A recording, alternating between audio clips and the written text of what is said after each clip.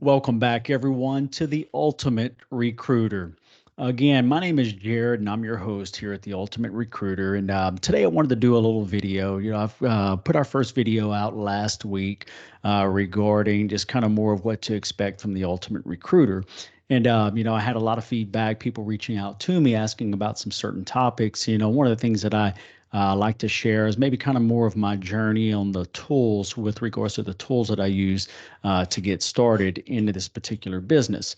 So it was, it was an interesting way of jumping into it, and I used simple tools. My goal was to really do so with minimal cost, so that I could leverage that minimal cost with increasing my return, my profitability, and so you know my goal is not to give you textbook course material. That's not the intent with this. My intent with the Ultimate Recruiter is to share my journey and what worked for me, the tools, the tips that worked for me, and give you insights and guidance with what's made me successful in the headhunting and recruiting business. Why am I doing this? Um, you know, it's not hard. It's not hard. So the reason I am doing this and I'm providing this for you all is that it was life changing for me. I was working more of the traditional 9 to 5, nine to, whatever it was, corporate America grind each and every day. Getting up in the morning, my kids were sleeping, coming home at night, and the kids were sleeping, or everyone was getting ready for bed. And I knew eventually I wanted to change. So my background, I started out in human resources, and I worked in human resources for about 6 years in recruitment for corporate America. Basically, that was just kind of more of posting positions. There wasn't a whole lot of, I guess, maybe skills, so to say, like we do in today's headhunting. So I knew I wanted to change, and I ended up, after 6 or 7 years in the recruitment game for corporate America, I was privy to see some of the spending that we had with recruitment agencies, and seeing that we were spending millions of dollars a year. And I knew I wanted to get into that game. I remember the first time I ended up seeing something like that, I was like, we're paying 30, 40,000 dollars per hire, and it turned out to be millions a year. So I left corporate Americans, like I think it was September 2011, and making good money. I was in a really good position, making good money, and from September through December that very year, doing headhunting, I doubled my salary. And I'm thinking, man, you know, what was the recipe for success here? And I couldn't put my finger on it at the time. So what I did is I set a goal for the following year. I said, I want to do $150,000. Had no idea what to expect. And I didn't have a plan in place, but I knew I was willing to grind it out and do whatever it took. My goal was $150,000. Well, I did $150,000 pretty quick that very first full year into the business. And in that year, I did just slightly over $350,000 in 2011. And then the following year after that, I was like, well, let me try and aim for $300,000 and hope I can hit that number. I went from a goal of 150, doing over 300. And then I set that following year, my second full year into it. Then I was already doing $750,000 a year billing. And then it was off to the races from there. Doing seven figures. And it's been an incredible journey, and it's not rocket science. So my goal is to share some of the details that have, or tips that has helped me into that recruitment process, that headhunting game, and share it with you guys. I started out bare bones. When I say bare bones, I had no tools. I didn't have any agency experience, but I knew I wanted to do this. So let's dive into it. What do you need to get started into this recruitment game? You don't need a whole lot. Um, for me, the first thing that I can say, I get asked this a lot, what is your recipe for success? First and foremost, if you don't have grit and determination, it's not going to work. Let's face it. A lot of people are doing this and are working from home. And if you go in with the mindset that I'm working from home, I'm going to go to the grocery store at 9 o'clock in the morning, get back at 10:30. I'm going to have a lunch break at 12, and I'll get a couple hours of recruitment into the afternoon. And when you look at that whole day, you probably have 2.5 hours of recruitment in. It's not going to work. You will not be successful, especially starting out. You need to treat it as a job. I can assure you, the biggest thing that I can say is that when I first got started, I treated it as a job. I treated it as if I was leaving my house, going to work somewhere, and getting off at the end of the day and calling it a day. Um, I still remember that day one. I remember it was I ended up leaving or getting let go from my job where I was at in corporate America. It was on a Thursday. That Friday, I had, man, just all intentions to jump in and go full bore at this. And when I tell you, my thoughts were just all over the place. I remember hitting my knees and just praying, like, Dear God, you put me here. What do I do? What's that next move? And I remember a peace, a sense of peace coming over me. And I remember spending the rest of the day starting putting together a plan. And that plan was just simple tools that I needed, that I knew I was going to need to go out there and bring clients in and find candidates. So number one, the grit and determination is absolutely a must. If you don't have that, it's not going to work. But number two, the other thing that I can say it's really important is getting a catchy name. When I say that, I get hit a lot throughout the day of different individuals who are wanting to provide services to my organization or sell me something. And I see a Yahoo name come across, I see a Gmail come across, an Outlook. I don't take that serious. And I think most other individuals don't take that serious as well. So you need to find a name. You need to find a name that represents you in the area that you want to focus in on. As an example, when I first started out, my background was all offshore oil and gas. I did a lot of subsea engineering type stuff. So my company name was Quest Subsea Solutions. And well, I pigeonholed myself very specifically into a tight niche business, and it did really well into that particular space. But in 2015, the industry took a downturn, and I was too pigeonholed into that particular space, and I rebranded. I went from Quest Subsea Solutions to Quest Energy Group, and that just allowed me a much wider target audience that I can go after, where people just didn't see me as being a subsea engineering type individual. So, number one, the grit and determination. Number two is get a catchy name and go to GoDaddy or Google Domains or whatever it is. You can purchase a domain, and that right there is going to give you a professional email address. You need that because as you're reaching out to clients and candidates, they want to see some sort of profession there. They want to see a Quest Subsea, a Quest Energy Group. They don't want to see Lucy M at gmail.com. I don't know if they're going to take that serious or not. So the next thing, number three, is that I'm going to tell you about something that helped me was a phone. And not just any phone. Yeah, sure, you're going to have your cell phone or whatever it may be, but Google Voice. I downloaded the Google Voice app, and that was free. I guess let me back up a little bit. Talking about the domains that cost you maybe $12 maybe a year. So it's a very minimal cost. And then we go into the phone. Most everybody has a cell phone that they're going to use. But what I encourage you to do is download the Google Voice app. It's free. It's free. You get a number associated, and through that app, as you're sharing that phone number with candidates or employers, and they call that number, your Google Voice number will show up on your phone. You can identify whether or not if it's personal or if it's a business phone call. So really easy to do. I did that. I did that for about 4 years before investing into Ring Central. I have a VoIP phone that also acts very similar to Google Voice. So as I progressed and grew, I ended up choosing a different route, but there's nothing wrong with the Google Voice. So the phone is going to be really important. It's really important that you try and separate your business from your personal, because you're going to find people will start calling after hours, and it's important to make yourself available after hours. But as you get deeper into the recruitment and the headhunting piece of it, you'll find you may want to start separating that and have a hard shut off time whenever you leave the office or your house.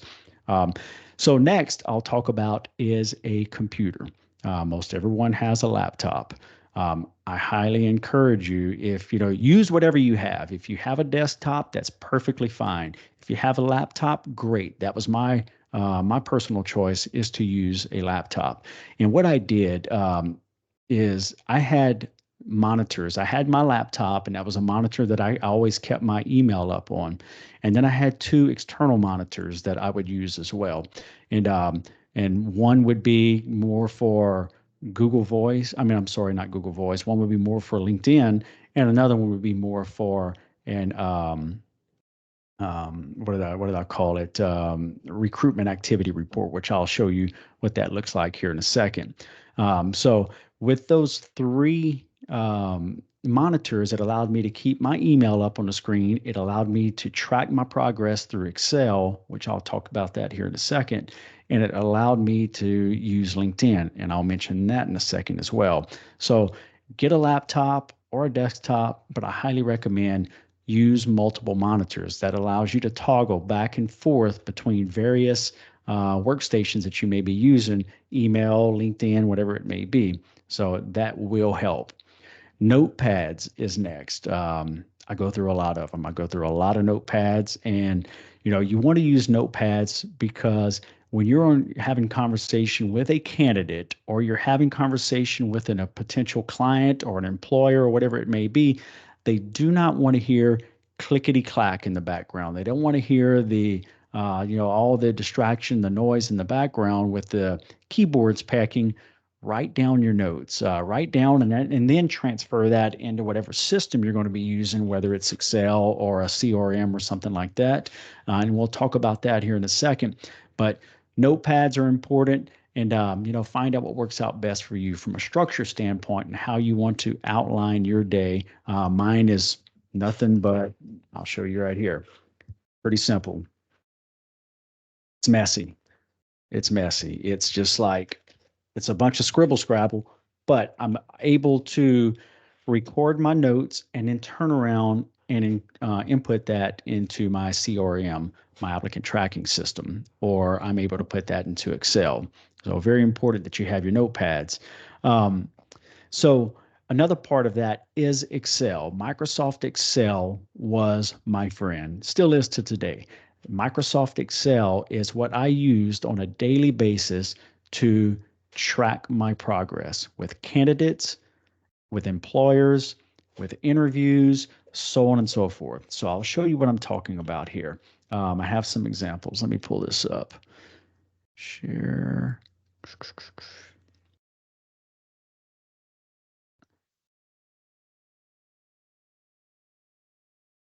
So this is what I call a recruiting activity report. So basically, start with, and I'll go into some detail on why I have it set up like this. So I have date, first name, last name, position, company. I'm not going to repeat everything, but I'll show you everything that I tracked in the very beginning. So simple information, and I'll talk about this. So you see Tom Smith right here. Tom Smith.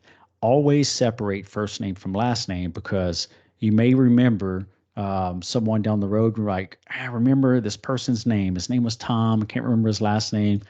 You can highlight that column, hit Control F, and search Tom, and that's going to pull the Toms up into that particular column. So, so Tom Smith was an individual I reached out to. Tom Smith's a sales rep. Company, current company ABC, it's his phone number, so on and so forth. So I track all this down, put the target company, all his contact information, target company, the position I am targeting him for, and the method. The method is if I spoke to him, if I left a voicemail, email, the VM/EM, use acronyms, just something that's pretty quick for you to be able to track and trace things as you go. And then whatever comments that you may have um, from that conversation or email or whatever it may be. So you want to record as much as you can, as much detail, and keep in mind that this is something you're going to build for yourself. And the more detail that you can track, the more detail that you can capture, the better off you're going to be. So an important part of this is that, let's say this was true and I've reached out to all these individuals here on January 1st, 2024. Hopefully you're reaching out to more than 9 or 10 individuals. But see, Tom Smith is mentioned right here, and Tom Smith is mentioned right here. Every touch point became an entry for me. And the reason for that, people were like, oh, well, you only need to really enter him once. I didn't. I entered him twice because if I reached out to Tom Smith 3 times that day, I left him a voicemail that morning. We exchanged emails or something during the day, and we spoke later that day. I want to know the context of each of those conversations, and that way I knew. Well, hey Tom, back on the January 1st, we emailed and we had a conversation that day. It's tracked. It'll be tracked into this particular sheet. So Tom Smith is entered here as well as Tom Smith is entered here. Every touch point, whether it be an email through LinkedIn, whether it be a phone call, a text message, track all that. Always put their contact information as well. Always put the email address because you can always go back to that and use that as information to be able to reach back out to the candidate. So you may ask too, why is this highlighted right here? This was just something pretty simple that I used to do as I was doing business development and looking to bring on a particular client, a new client. This was a business development highlight, and you can use whatever color that you may want. You can customize this document any way that you want. But I knew that I was reaching out to more candidates than I was reaching out to clients, so I wouldn't have as many highlights, but I kept it simple. And I just did hit the number 7, highlighted everything, and then just highlighted that. And I just knew that identified as a business development call, and called and spoke with him, saw where he was advertising for a sales manager role, said to call him back in 1 week. Input that in your Outlook calendar as a reminder. Boom, it's done. You move on to the next thing. So this is a pretty interesting concept. It's simple. It's something that you can build and customize yourself. And then another tab down here is called Order Board. This is where all my jobs were. So this, let's see, hopefully you can see this. So company XYZ is looking for a human resources manager. The status is active. You can build drop-down boxes, target salaries, location, how many submittals, interviews. Let's see, what else did I have on here? And comments. So it was pretty simple. And there was no rhyme or reason in the method here. I just wanted to track the client. I wanted to track the position. I wanted to track what status the position is in. If it's an active position, if it's a pending position, or if the position is on hold. Active should be your positions that are green lighted positions. They're ready to roll. Those are positions that you could submit candidates to at any given time. Pending positions may be a position that was you had a conversation with the hiring manager, and the hiring manager said, hey, I'm going to be in position probably in 2 weeks. I'm going to open up a subsea systems engineering position, and this is the salary, but don't work on it until 2 weeks from now. I'll give you the thumbs up, and you can put those notes off, the comments off to the side to know to reach out to that hiring manager in 2 weeks' time if you do not hear from him. Again, active. And then I'll always use the on hold. If I was working a position and that position ended up going on hold for a period of time, hiring manager reaches out to me and says, hey, Jerred, you're working this position right here. I need to put the position on hold for 3 weeks or a week or whatever it may be. I can go to the on hold status, and you can color code these whichever way you want as well. And again, try and track as much information as you can about this. Is not going to be a document right here on the order board that you would be touching maybe every day. Maybe it's not. And, you probably don't even need your submittals and interviews right here. I found over time I was recording that somewhere else, and I didn't use it as much. The most important part is that you identify who your client is, you identify what your positions are with that client, what status they are in, your target salaries, the locations. Those are the important things that I used whenever I first started up. So next, I had a candidate stage.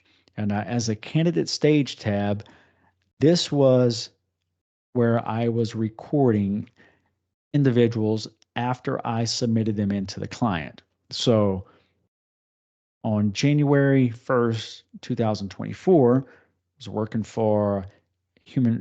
a position for HR manager for client XYZ, Thomas Smith, and this is the stage or the status that I had. And now you can build this to whatever you want. I had submitted NF, which was submitted no feedback, client pass, pending further information from client, pending further information from candidate. So the pending further information from client is maybe the client is looking to do a little bit more research about the position and you're waiting on something from the client.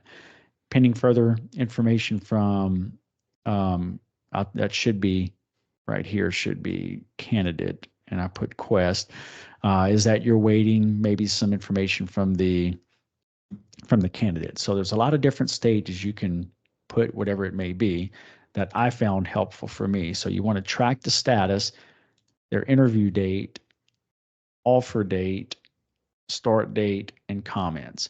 So once you identify what a start date is for someone, you want to make sure and enter that into your Microsoft your Microsoft calendar.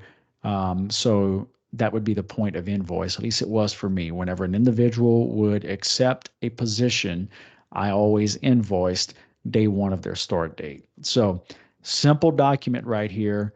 Submittal, the day you submitted the person in, what the position was, the client, last name, first name. And again, I separate that so I could search this within the document. The status of the candidate when it gets selected for an interview, offer date, start date, comments. So offered $120,000 with 2 weeks vacation, declined because of vacation.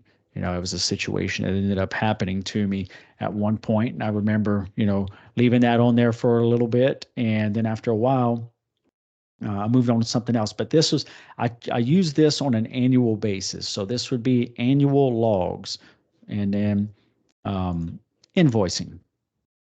As you are invoicing, this is something that I had used whenever I first started. Invoice number, and you can find invoice templates online that you can use. That's what I did first starting out, and it works the same. Invoice number, the client you're sending an invoice out to, the amount, the submittal date, that would be the date of the person who is starting, which is also should be your invoice submission date, and when the due date is. I have that. I would highlight green if they were paid. Pending is if the invoice has been submitted and has not been paid yet. And if it was overdue, I highlighted that as a different color as well. Simple process, not a whole lot there, but I always kept this part right here color coded, and this would be the status of basically reflecting those colors.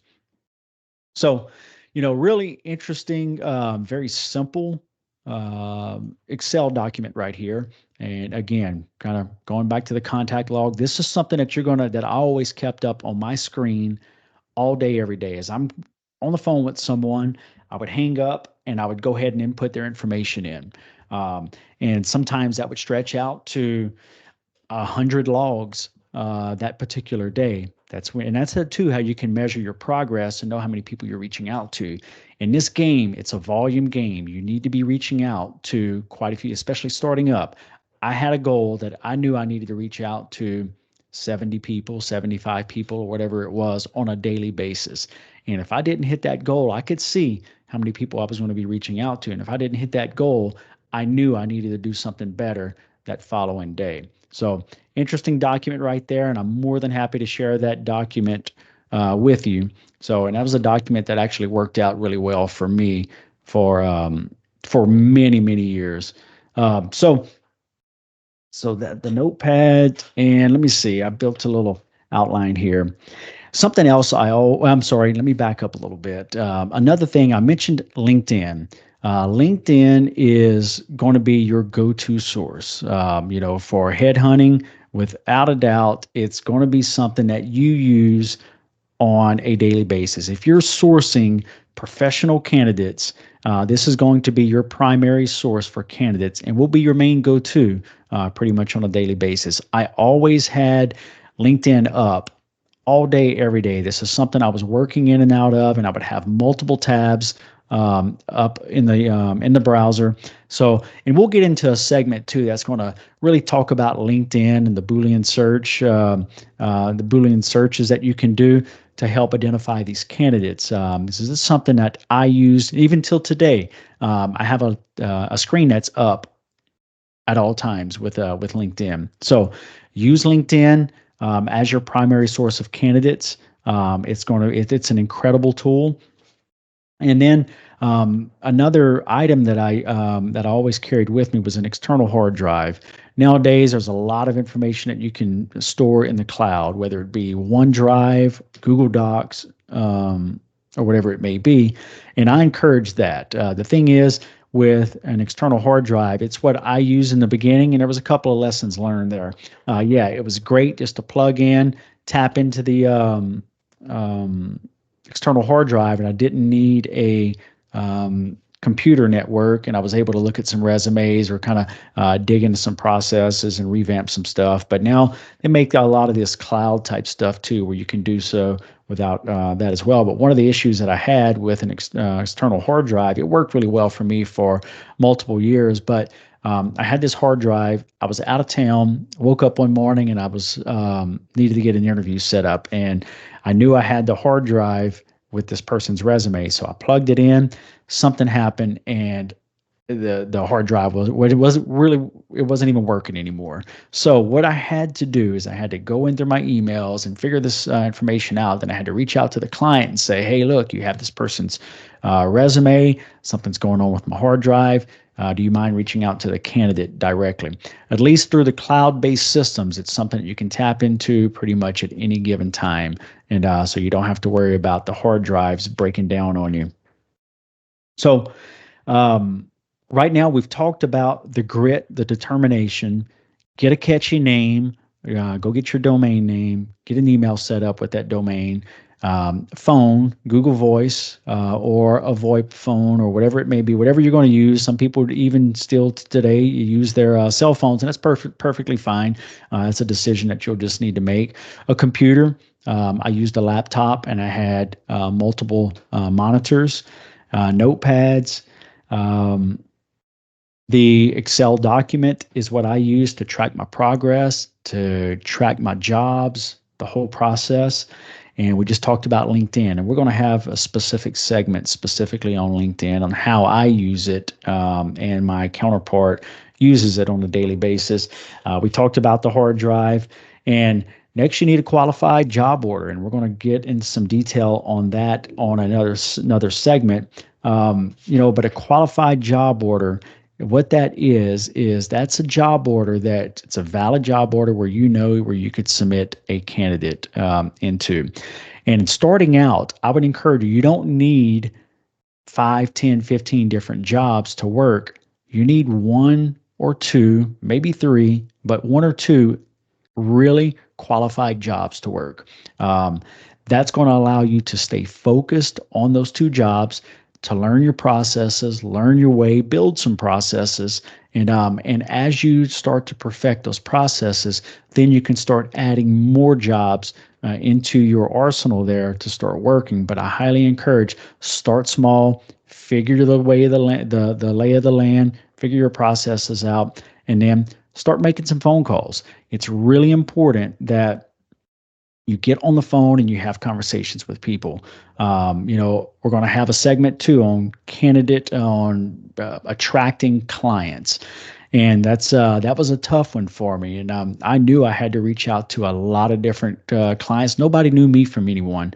And so I knew it was going to be a volume game. So you got to start making some phone calls, making some connections, get on LinkedIn, build a LinkedIn profile for yourself so people can find you. That's where you're going to find 90+% of your professional individuals is going to be on LinkedIn. So you need to get active on LinkedIn, join groups, contribute to topics that are being discussed, start making those phone calls.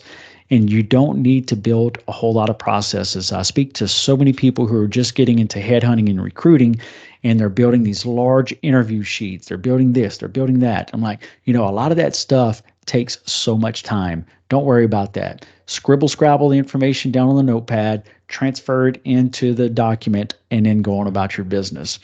So we covered a lot. I want to keep this short, sweet, to the point, and we're going to end up bringing a lot more topics into this. So I want to hear from you. I want to hear what your comments are, maybe some things that you want to hear about, from me, my counterpart who will also be on as well. And rest assured, it won't always be me that you're going to be hearing from. I have a co-host. His name is Marcos, who's going to be joining me as well on some of these segments.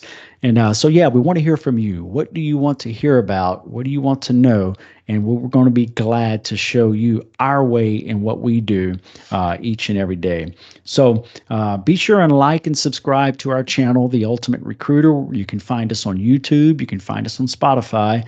We've been doing this for many years. It's been an interesting ride. It's been fun. And we're looking forward to sharing our success, our tips, our tricks that we've gained over the years, and people who've poured into us and showed us the way. We're looking forward to sharing that with you. I hope you enjoyed this episode. It's a lot of information. If there's something that you want to hear, you want us to go back over, leave a comment below. Feel free to reach out to us. And until next time, remember, greatness awaits. My name is Jerred, and we're signing off. Have a good one.